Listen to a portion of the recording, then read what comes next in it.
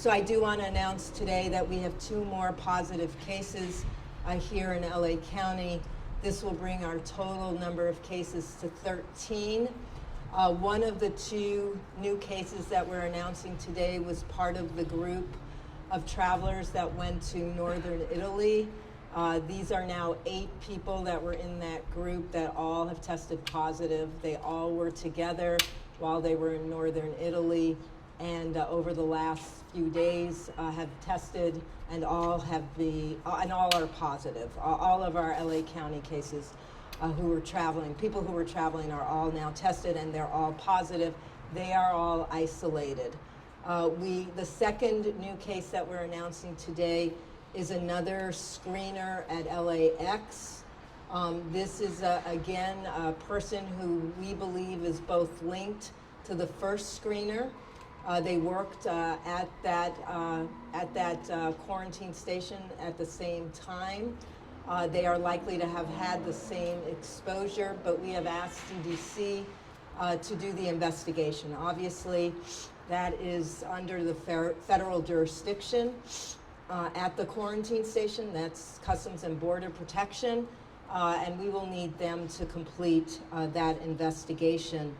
With these new cases, we still do not have any known public exposures, but we have identified a list of close contacts, families, friends, healthcare workers that are all being interviewed, and as appropriate, they too will be subject for quarantine from up to 14 days from their last exposure to a confirmed case.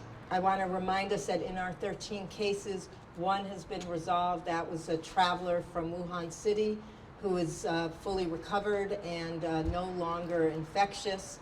We have the 8 travelers.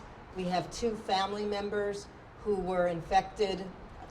Their known exposure was another family member who doesn't live in LA County but was positive for COVID-19. And we have the 2 screeners at LAX. So those are our cases here. Again, we're not announcing any known community transmission because we have identified the potential sources of exposure for all 13 cases.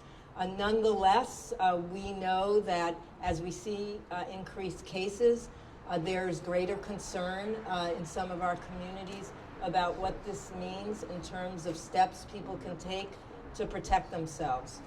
So we're going to reiterate our main messages, which is for the general public, your risk still remains low, although this is the time to start making sure you're practicing what we call good public health hygiene.